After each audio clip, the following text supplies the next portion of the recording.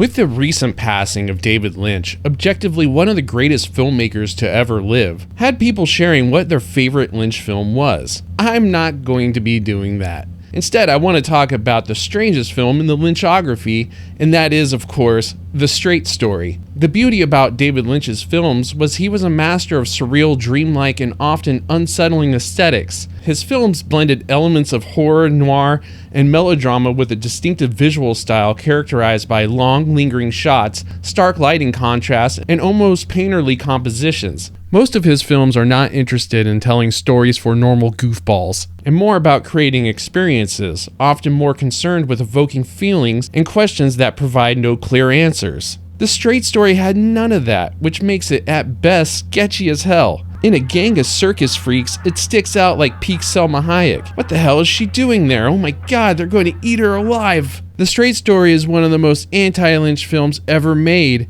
and Numbnuts here directed it. It's like that Spider-Man meme where he's pointing at himself. Ha! Look at that loser! But why does The Straight Story stand out in left field in the David Lynch Stadium? Well, there's several reasons. Unlike Lynch's typical offerings, which are known for surrealism, dark humor, and often unsettling narratives, The Straight Story is remarkably wholesome and straightforward. It tells the story of Alvin Straight, an elderly man who rides across Iowa on a lawnmower to reconcile with his estranged brother. That's about as weird as it gets. The film lacks the usual Lynchian elements of mystery, violence, and psychological horror, and focuses instead on themes of redemption, family, and the quiet beauty of rural America. The bizarreness doesn't end there. While Lynch's films often feature dreamlike imagery, The Straight Story is visually more conventional. It maintains a serene, almost documentary-like quality, capturing the Midwestern landscapes in a way that emphasizes their natural beauty rather than distorting them for effect. Weird. The story is simplistic. The plot is linear and devoid of complex, often non-linear narratives that characterize Lynch's films like Mulholland Drive, Lost Highway, or Inland Empire. There's little to no ambiguity or hidden meaning. The story is exactly what it appears to be on the surface, and that right there should freak you out. Within character development, Lynch usually explores darker aspects of human nature, but in The Straight Story, he presents characters with warmth and humanity. Alvin Straight, portrayed by Richard Farnsworth, embodied a kind of gentle, persistent spirit that is more about life's simplest joys and challenges rather than its darker sides. Back to the surreal elements, Lynch is known for his surrealistic touches, oddball characters, bizarre events, and dream sequences. The Straight Story has none of this. Even the soundtrack, composed by Angelo Badalamenti, while emotive, does not delve into the eerie or ominous territories that he usually explores in other Lynch films. But it gets even weirder.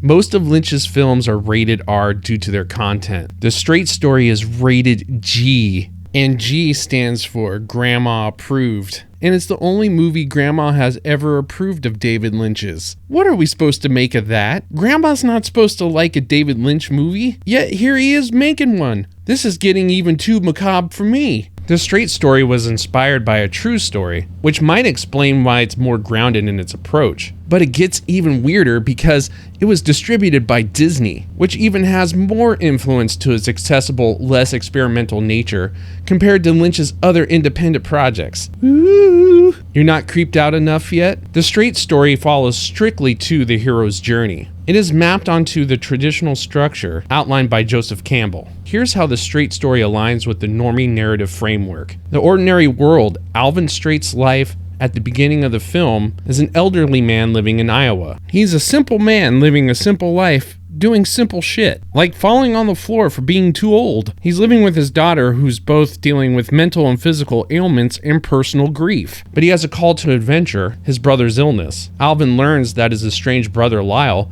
has suffered a stroke. This news serves as the catalyst pushing Alvin out of his ordinary world and into a journey of reconciliation and self-discovery.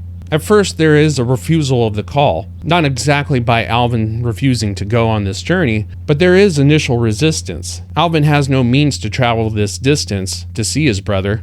He can't drive due to his eyesight and does not have a car. so he chooses his unconventional mode of transport, his lawnmower. Now, he doesn't really meet a mentor on his journey. Alvin's daughter Rose and his interactions with various people on his journey act as guides or provide wisdom or support. As Alvin continues on his journey, he meets various characters that mirror his own life. Each person that he encounters along the way continue to get older in age, signifying that Alvin is not only on a journey to reconcile with his brother, but dealing with the last stages of his mortality. At first, he meets a pregnant girl who's running away from home because she thinks her family's going to hate her for being pregnant. She, of course, mirrors his own daughter, and he tells her a story about how he used to tell his kids to pick up a stick. He'd tell them, "Now break the stick," which they would. Then he would hand them a bundle of sticks, and he would say, "Break that," to which they couldn't break the bundle of sticks. And he'd say, "Well, that's family. Family is a bundle of sticks." Later on, he meets a bunch of middle-aged cyclists, and everybody knows that cyclists are a different kind of bundle of sticks.